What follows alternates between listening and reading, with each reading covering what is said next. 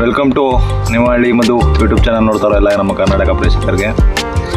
ಇವತ್ತು ತುಂಬ ದಿನ ಆದಮೇಲೆ ನಮ್ಮ ಸ್ಟುಡಿಯೋ ಏನಪ್ಪ ಇದು ನಮ್ಮ ಸ್ಟೇಜು ಜೀವಾಮೃತ ಸ್ಟೇಜು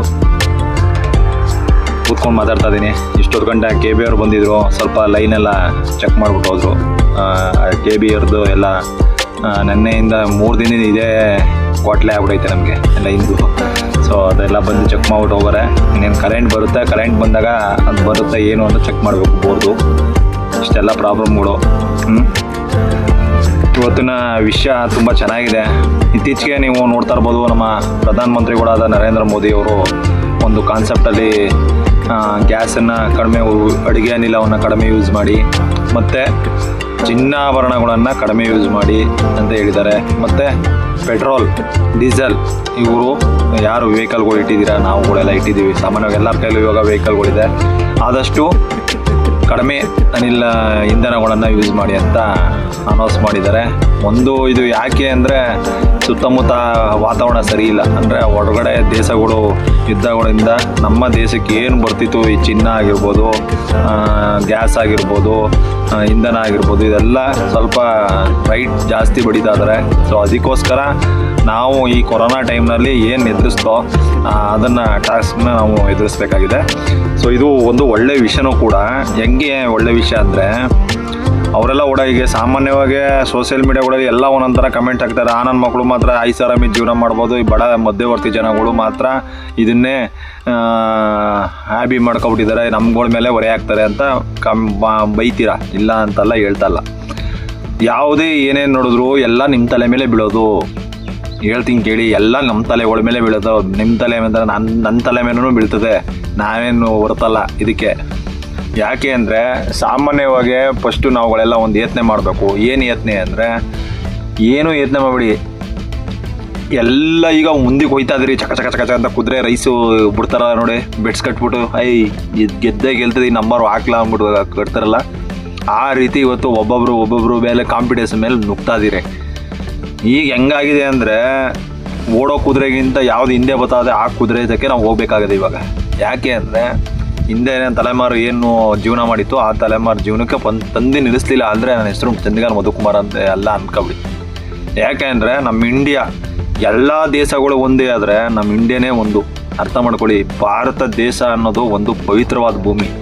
ಇಲ್ಲಿ ಎಲ್ಲ ರೀತಿಯಾದಂಥ ಮಾನವನಿಗೆ ಬೇಕಾಗಿರುವಂಥ ಎಲ್ಲ ರೀತಿಯ ಸಕಲ ಸೌಕರ್ಯಗಳು ಇಲ್ಲಿ, ಖನಿಜ ಅಂಶಗಳು, ಚಿನ್ನ ವೈದೂರ್ಯಗಳು, ಭೂಮಿಲಿ ಅತ್ಯಂತ ಅದೃಷ್ಟಶಾಲಿ ಅಂತ ದೇಶ ಅಂದರೆ ಅದು ನಮ್ಮ ಭಾರತ ಭೂಮಿ.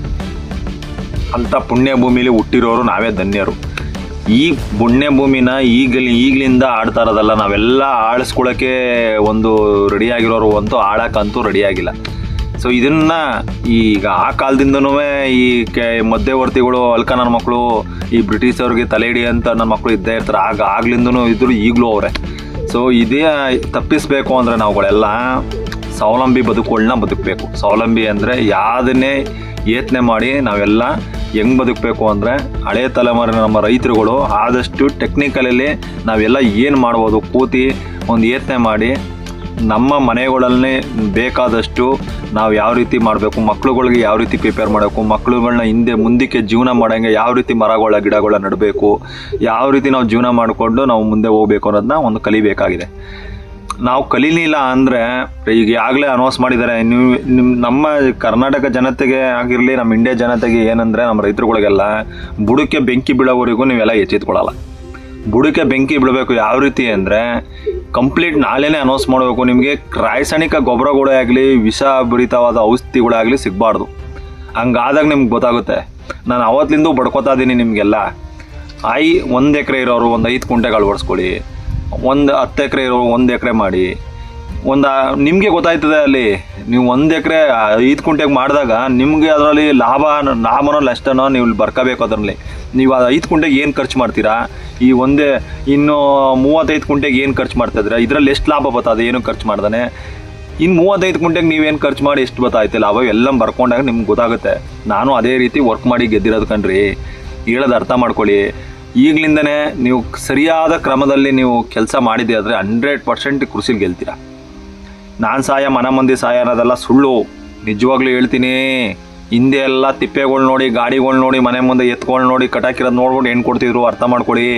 ಈಗ ರೈತ ಅಂದರೆ ಅಸಹಾಯ ರೀತಿಗೆ ತಂದು ನಿಲ್ಲಿಸ್ಬಿಟ್ಟಿದ್ದಾರೆ. ರೈತರಿಗೆ ಎಣ್ಣೆ ಕೊಡಲ್ಲ, ಹಂಗೆ ಮಾಡಾಕ್ಬಿಟ್ಟವ್ರೆ. ಸೊ ಈ ಉದ್ದೇಶಕ್ಕೆ ನಾನು ನಿಮಗೆ ಒಂದು ಪಾಯಿಂಟ್ ಏನೋ ಹೇಳೋದಾದರೆ, ನಿಜವಾಗ್ಲೂ ನೀವು ಚೆನ್ನಾಗಿ ಬದುಕಬೇಕು ಅಂದರೆ, 100% ಸ್ವಾವಲಂಬಿಯಾಗಿ ಬದುಕಬೇಕು ಅಂದರೆ, ಅತಿಯಾದ ಆಸೆಗಳನ್ನ ಬುಡಿ ತಲೆಯಿಂದ ತೆಗೆದಾಕಿ. ಯಾವನೋ ಅಲ್ಕ ನನ್ನ ಮಕ್ಕಳು 3rd ಕ್ಲಾಸ್ ನನ್ನ ಮಕ್ಕಳು ಕೊಡ್ತಾರೆ ಒಂದೊಂದು ಮೋಟಿವೇಶನ್ ಸ್ಪೀಚು. ಇಷ್ಟು ಕನ್ಸು ಕಾಣಿ, ಅಷ್ಟು ಕನ್ಸು ಕಾಣಿ.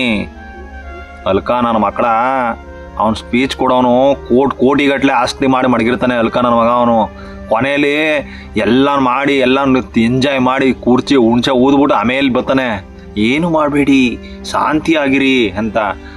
ನನ್ನ ಮಕ್ಕಳು ನೆನ್ಕೊಂಡ್ರೆ ಭೂಮಿ ತಾಯಿಲು ನತ್ತೋ ಕಚಡ. ನನ್ನ ಮಕ್ಕಳು ಹೇಳದೆ ಅರ್ಥ ಮಾಡ್ಕೊಳ್ಳಿ.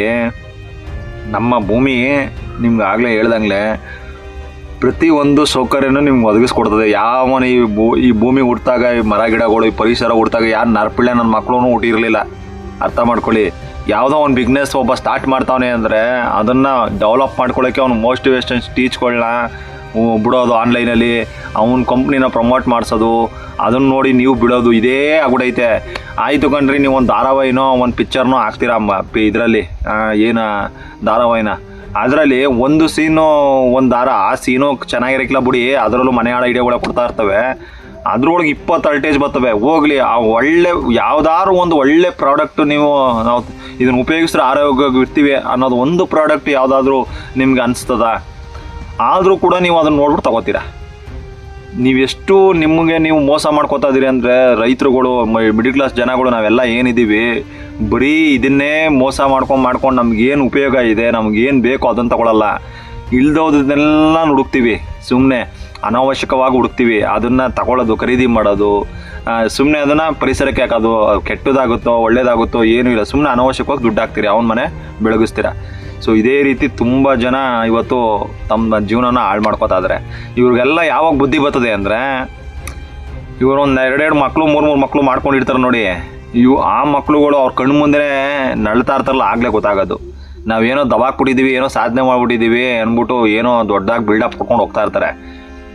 ಜೀವನದಲ್ಲಿ ಯಾವನು ಭೂಮಿನ ನಂಬಿ, ಭೂಮಿ ತಾಯಿನ ನಂಬಿ ಪ್ರಾಮಾಣಿಕವಾಗಿ ವಿಷ ಹಾಕ್ತಾನೆ, ಪ್ರತಿಯೊಂದು ಮರ ಗಿಡಗಳಿಗೆ ಆಗಲಿ, ಪ್ರಾಣಿ ಸಂಕುಲಗಳಿಗಾಗಲಿ ದ್ರೋಹ ಮಾಡ್ದಾನೆ, ಅವನ ಪ್ರೀತಿಯಿಂದ ನೋಡಿಕೊಂಡು ಅವ್ರಿಗೆ ಯಾವುದೋ ಮನಸ್ಸಿಗೂ ನೋವು ಮಾಡ್ದಾನೆ ಬದುಕ್ತಾ ಹೋಗ್ತಾನೆ, ಅವನೇ ನಿಜವಾದ ದೇವರು ಕಾಣೋದು. ಹೇಳ್ತಾ ಇರೋದು ನಿಜವಾದ ದೇವರು ಅದರಲ್ಲಿ ಕಾಣ್ತಾನೆ. ಅವನಿಗೆ ಯಾವುದೇ ರೀತಿಯ ತೊಂದರೆಗಳು ಆಗಲ್ಲ, ಅವನ ಆರೋಗ್ಯನೂ ಚೆನ್ನಾಗಿರ್ತದೆ, ಪರಿಸರಕ್ಕೂ ಹಾನಿ ಮಾಡಿರಲ್ಲ ಅವನು. ಈಗ ನೀವು ಎಲ್ಲ ಏನು ಮಾಡ್ತಾ ಇದ್ದೀರಿ ಅಂದರೆ, ಪರಿಸರನ ಹಾಳು ಮಾಡಿ ಗುಡಿಸಿ ಗುಂಡ ಹತ್ರ ಮಾಡಿಬಿಟ್ಟು ಕೊನೆಗೆ ಹೋಗ್ಬಿಟ್ಟು 6 ಗಂಟೆ ಆದಮೇಲೆ ದೇವರೇ ಭಗವಂತ ಕಾಪಾಡಪ್ಪ ಅಂದ್ಬಿಟ್ಟು ಕೈ ಮುಗಿತಾ ಇದ್ದೀರ. ಇದು ನಿಮಗೆ ನೀವು ಕ್ವಶನ್ ಹಾಕಬೇಕು. ನೋಡ್ರಿ, ಮನೇಲಿ ಏನೇನು ಯೂಸ್ ಮಾಡ್ತಾಯಿದ್ರೆ ಎಲ್ಲ ವಿಷಗಳೇ ಆಗಿದ್ದಾವೆ ಕಣ್ರಿ. 100ಗೆ 99% ವಿಷ ಆಗಿದೆ. 1% ನೀವು ಗೂಗಲ್ ಹಾಕೊಂಡು ಹೊಡೆದ್ರೂ ಸಿಗ್ತಾಯಿಲ್ಲ ಇವತ್ತು ಒಳ್ಳೆ ಪದಾರ್ಥ. ಅಂಥದ್ದು ಗೊತ್ತಿದ್ರೂ ಕೂಡ ನೀವು ಎಲ್ಲ ಕಣ್ಣು ಮುಚ್ಕೊಂಡು ನನಗೇನು ಗೊತ್ತಿಲ್ಲ, ನಿಮ್ಮ ಸೋಂಬೇರಿತನ, ಅಸಹಾಯತನವನ್ನು ತೆಗೆದು ಬಿಸಾಕ್ಬಿಟ್ಟು ಫಸ್ಟ್ ಆಫ್ ಆಲು ಸರಿಯಾದ ರೀತಿಲಿ ಏನು ಮಾಡಬೇಕು, ಯಾವ ರೀತಿ ನಾವು ನಮ್ಮ ಫ್ಯಾಮಿಲಿನ ಯಾವ ರೀತಿ ನೋಡ್ಕೋಬೇಕು, ಯಾವ ರೀತಿ ಶಗಿಲರಾಗಿ ನಾವು ಕೆಲಸ ಮಾಡ್ಕೊಂಡು ಹೋಗ್ಬೇಕು ಅನ್ನೋದನ್ನ ಯತ್ನ ಮಾಡಬೇಕಾಗಿದೆ. ಇದೆಲ್ಲ ಬಿಟ್ಟು ಬೇರೆದೆಲ್ಲ ನೋಡ್ತೀರಾ, ಯಾರೋ ಅಲ್ಲೋ ಏನೋ ಒಂದು ಹುಡುಕ್ತಾ ಏನೋ ಅದು. ಅದಕ್ಕೆ ಇಲ್ಲಿ ಹೆಂಗೆ ಆಗ್ಬಿಟ್ಟಿದೆ, ನಮ್ಮ ಯೂಟ್ಯೂಬ್ಗಳೆಲ್ಲ ನೋಡ್ತಾ ಇರ್ತೀನಿ, ಫೇಸ್ಬುಕ್ ಯೂಟ್ಯೂಬ್ಗಳಲ್ಲಿ ಮೂಲ ತಿಂತಾರದೇ ಒಳ್ಳೆ ಬಾಡಿಗೆ ಸರಿಯಾದ ರೀತಿಯಲ್ಲಿ ಆಹಾರ ಪದಾರ್ಥಗಳು ತಿಂತಾರಕ್ಕಿಲ್ಲ, ಸರಿಯಾದ ರೀತಿಯಲ್ಲಿ ತಂದೆ ತಾಯಿಗೆ ಒಳ್ಳೆ ಊಟ ಹಾಕ್ತಾರಲ್ಲ. ಇದು ಸತ್ಯ ನಡೀತಾ ಇರೋದು. ಯಾವನ ಹೆಂಗಾರ ಬೈಕೊಳ್ಳಿ, ನಿಮಗೆ ನಿಮ್ಮ ಮನಸ್ಸಾಕ್ಷಿಗೆ ಪ್ರಶ್ನೆ ಹಾಕೊಳ್ಳಿ. ನೀವು ಎಷ್ಟು ಭೂಮಿನ ಹಾಳು ಮಾಡ್ತಾಯಿದ್ದೀರಾ, ಎಷ್ಟು ಉಳುಮೆ ಮಾಡ್ತೀರಾ, ಎಷ್ಟು ಸೋಕ್ಮಣ ಜೀವಿಗಳ ಸಾಯಿಸ್ತೀರಾ. ಎಲ್ಲ ಮಾಡಿಬಿಟ್ಟು ಕೊನೆಗೆ ಬಂದು ಯಾವುದೋ ಒಂದು ಮೊಬೈಲ್ ಹಿಡ್ಕೊಂಡು ರೀಲ್ಸ್ ಮಾಡ್ಕೊಂಡು ಕೂತಿರ್ತೀರ. ಸರಿಯಾದ ರೀತಿಯಲ್ಲಿ ಅದು ಮಾರ್ಗದರ್ಶನ ನೋಡ್ರಿ. ನೀವು ಏನೇ ಮಾಡಿದ್ರು ರೈತರದ್ದು ಭೂಮಿಗೆ ಹಾಳು ಮಾಡ್ದೇ, ಪರಿಸರ ಹಾಳು ಮಾಡ್ದೇ ಒಂದು ಒಳ್ಳೆ ವಿಷಯಗಳನ್ನ ನೀವು ಜನಕ್ಕೆ ಹೇಳಿದ್ದೆ ಆದರೆ ನೀವು ಆಗಲೇ ನೀವು ದೇವ್ರು ಕಾಣೋಕ್ಕೆ ಸಾಧ್ಯ. ದೇವ್ರನ್ನ ಯಾತ್ರಲ್ಲಿ ಕಾಣಬೇಕು ಅಂದರೆ ಗಾಳಿ ರೂಪದಲ್ಲಿ ಕಾಣಬೇಕು, ಪರಿಸರದಲ್ಲಿ ಕಾಣಬೇಕು, ಮೂಕ ಪ್ರಾಣಿಗಳನ್ನ ಬದುಕಿಸೋದ್ರಲ್ಲಿ ಕಾಣಬೇಕು. ಎಲ್ಲದಕ್ಕೂ ವಿಷ ಹಾಕಿ ತಿನ್ನಿಸ್ಬಿಟ್ಟು ಕೊನೆಗೆ ನೀವು ವಿಷ ತಿನ್ಬಿಟ್ಟು ಕೊನೆಗೆ ಹೋಗಿ ದೇವ್ರ ಕೈ ಮುಗಿತೀರ. ಏನ್ರಿ ಸಿಗ್ತದೆ ನಿಮಗೆ ಇದರಲ್ಲಿ? ದೇವ್ರು ಬಂದು ಕಾಪಾಡ್ತಾನ ನಿಮ್ಮನ್ನ? ಆಯಿತು ಕಣಪ್ಪ, ನಾಳೆಗೆ ಯಾವನೋ ಒಂದು ದೊಡ್ಡ ಕೋಟಿ ಇರೋರೆಲ್ಲ ಹೋದ್ರು ಇವತ್ತು, ಅವ್ರಿಗೆಲ್ಲ ಹಣ ಇರಲಿಲ್ವಾ? ಬದುಕಿಸ್ಕೊಳಕ್ಕಾಯ್ತಿಲ್ವ ಅವ್ರನ್ನ? ಯಾಕೆ ಹೋದ್ರು ಹೇಳಿ? ಅರ್ಥ ಮಾಡ್ಕೋಬೇಕು. ಸುಮಾರು ಜನ ಹೋಗೋರೆ ಇವತ್ತು ಚಿಕ್ಕ ಚಿಕ್ಕ ಹುಡುಗರುಗಳು 40-25 ವರ್ಷ 40 ವರ್ಷದವ್ರಿಗೆಲ್ಲ ಹಾರ್ಟ್ ಅಟ್ಯಾಕ್ ಆಯ್ತದೆ. ಅಂಥದ್ರ ಗೊತ್ತಿದ್ರು ಕೂಡ ಏನೂ ಇಲ್ಲ, ಅವಕ್ಕೆ ತಲೆಯಲ್ಲಿ ಏನೂ ಇಲ್ಲ. ಸುಮ್ಮನೆ ಇವ್ನಿಗೆ ಬೈಯೋದು, ಅವ್ನು ಬೈಯೋದು, ರೀಲ್ಸ್ ಮಾಡ್ಕೊಳ್ಳೋದು, ಬರೀ ಇದೇ ಆಗೋಯ್ತು. ಒಳ್ಳೆ ವಿಷಯಗಳ ಬಗ್ಗೆ ಯಾವನೂ ಮಾತಾಡಲ್ಲ, ಆ ಒಳ್ಳೆಯದು ಬೇಕಾಗೂ ಇಲ್ಲ. ಅಂಥ ಪರಿಸ್ಥಿತಿ ನಾವು ಬದುಕ್ತಾ ಇದೀವಿ ನೋಡಿ. ಯೋಚನೆ ಮಾಡಿ. ನಾನು ಹೇಳ್ತಾ ಇರೋದು ಏನಾದ್ರು ಸುಳ್ಳಿದ್ರೆ ಕಮೆಂಟ್ಸ್ ಹಾಕ್ಸಿ. ಕಮೆಂಟ್ ಹಾಕಿ ಫಸ್ಟು ನೀವು. 2000 ಸಬ್ಸ್ಕ್ರೈಬರ್ಸ್ಗಳು ಕೈ ಮುಗಿತೀನಿ. ನಾನು ಏನಾದ್ರು ಮಾತಾಡ್ತಾರೆ ಸರಿ ಇದ್ದರೆ ಈ ವಿಡಿಯೋನ ಶೇರ್ ಮಾಡಿ, ಆಗ ನಿಮಗೂ ಒಳ್ಳೇದಾಯ್ತದೆ. ಯಾಕಂದರೆ ನಾನು ಮಾತಾಡ್ತಾ ಇರೋದು ಸತ್ಯ ಇದ್ದರೆ ಶೇರ್ ಮಾಡಿ, ಸುಳ್ಳು ಇದ್ದರೆ ತಪ್ಪು ಅನ್ನಿ. ಹಂಗೆ ಏನಾದರೂ ಹೇಳ್ಬೇಕು ಅನಿಸಿದರೆ ಕಮೆಂಟ್ ಹಾಕಿ, ಆಗ ನೀವು ರಿಯಲ್. ನೆನ್ನೆ ನೋಡಿ, ನೆನ್ನೆ ಒಂಚೂರು ಮಾತಾಡಿರೋದಕ್ಕೆ ಎಷ್ಟು ಬೇಜಾರಾಗಿ ಕಮೆಂಟ್ ಹಾಕಿದರೆ, ಅದೇ ರೀತಿ ಈ ಥರ ಒಳ್ಳೆ ವಿಷಯಗಳು ಮಾತಾಡಿದಾಗಲೂ ಕಮೆಂಟ್ ಹಾಕಿ, ಲೈಕ್ ಕೊಡಿ. ಅದರಲ್ಲಿ ಏನು ತಪ್ಪಿದೆ ಯಾವುದು ಅನ್ನೋದು ನಮಗೂ ಒಂದು ಬೂಸ್ಟ್ ಕೊಟ್ಟಂಗಾಗುತ್ತೆ. ಬೂಸ್ಟು ಅವರ ಹೆಸರು ಹೇಳೋದು ಬೇಡ, ರಾಗಿ ಅಂಬ್ಲಿ ಕೊಟ್ಟಂಗೆ ಆಯ್ತದೆ ನಮಗೂ. ನೀ ರಾಗಿ ಅಂಬ್ಲಿ ಕುಡ್ದಾಗ ಹೆಂಗಿರ್ತೀವಿ, ಕೂಲಾಗಿರ್ತೀವಿಲ್ಲ ಹಂಗೆ. ಸೊ ಒಬ್ಬ ಮನುಷ್ಯ ಪ್ರಯತ್ನ ಪಟ್ಟರೆ ಏನು ಬೇಕಾದ್ರೂ ಮಾಡ್ಬೋದು ಕಣ್ರಿ. ಮಾಡ್ದೋದದ್ದು ಯಾವುದೂ ಇಲ್ಲ, ಅಸಹಾಯಕ ಸ್ಥಿತಿ ಯಾವುದೂ ಇಲ್ಲ. ಪ್ರಯತ್ನ ಒಂದು ಪಟ್ಟರೆ ಏನು ಬೇಕಾದರೂ ಛಲಗಳನ್ನ, ಪರಿಸರದಲ್ಲಿ ಏನು ಬೇಕಾದ್ರೂ ಮಿರಾಕಲ್ನ ಸಾಧಿಸ್ಬೋದು. ನೀವೆಲ್ಲ ಒಗ್ಗಟ್ಟಾದರೆ ಒಂದು ಒಳ್ಳೆ ಪರಿಸರನ, ಒಳ್ಳೆ ಹಳ್ಳಿಗಳನ್ನ ಕ್ರಿಯೇಟ್ ಮಾಡ್ಬೋದು. ಗೋರ್ಮೆಂಟ್ ಶಾಲೆಗಳನ್ನ ರೆಡಿ ಮಾಡ್ಕೋಬೋದು. ಇದೆಲ್ಲ ಒಳ್ಳೊಳ್ಳೆ ವಿಷಯಗಳಿದೆ, ನೀವೆಲ್ಲ ಕೈ ಜೋಡಿಸ್ಬೇಕು. ಹೆಚ್ಚು ಜನಕ್ಕೆ ಶೇರ್ ಮಾಡಿ ವಿಡಿಯೋಗಳನ್ನ. ಒಳ್ಳೊಳ್ಳೆ ಯುವಕರುಗಳು ಎಲ್ಲೋ ಕೆಲಸಕ್ಕೆ ಹೋಗ್ಬಿಟ್ಟು ನಿಮ್ಮ ಆರೋಗ್ಯನ, ನಿಮ್ಮ ಜಮೀನುಗಳನ್ನ ಬಿಟ್ಟು, ಹಳ್ಳಿಗಳನ್ನ ಬಿಟ್ಟು ತೊರೆದು ಇವತ್ತು ವಯಸ್ಸಾದ ಊರುಗಳಿಗೆ, ಹಳ್ಳಿಗಳಿಗೆ ಬಂದರೆ 12 ಗಂಟೆ 1 ಗಂಟೆ ರಾತ್ರಿ ಬೆಳಿಗ್ಗೆ ಹೊತ್ತೇ ಬಂದರೆ ಬರೀ ನಾಯಿ ಮರಿಗಳು ಅವು ಓಡಾಡೋದು ಕಾಣ್ತವೆ ಹೊರತು ಮನುಷ್ಯರೇ ಇಲ್ಲ. ವಯಸ್ಸಾದ ಮುದುಕಿರು ಕೂತಿರ್ತಾರೆ ಜಗಲಿ ಮೇಲೆ. ಅಯ್ಯೋ ಅಂದ್ಕೊಂಡು ಆ ಪರಿಸ್ಥಿತಿಗೆ ಬಂದು ತಂದ್ಬಿಟ್ಟಿದೆ ಹಳ್ಳಿಗಳನ್ನ.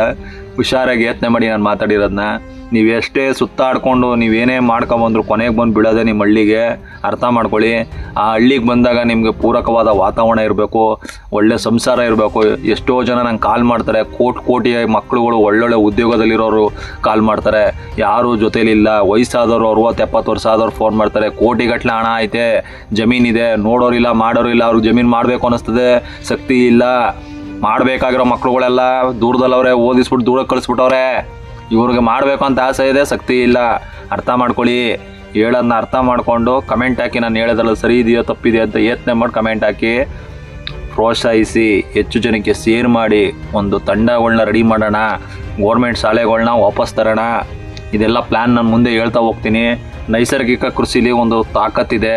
ಈ ತಾಕತ್ತನ್ನು ಹೆಂಗೆ ಮಾಡ್ಕೊಂಡು ಹೋಗ್ಬೇಕು ಅನ್ನೋದು ಸಿಂಪಲಾಗಿ ನಿಮ್ಗೆ ಹೇಳ್ತಾ ಹೋಗ್ತೀನಿ. ಈ ಚಾನಲ್ ಸಬ್ಸ್ಕ್ರೈಬ್ ಮಾಡಿ, ಹೆಂಗೆ ಯಾವ ಥರ ಅನ್ನೋದೆಲ್ಲ ತಿಳಿಸ್ತೀನಿ. ಬಾಯ್, ಸಿ ಯು.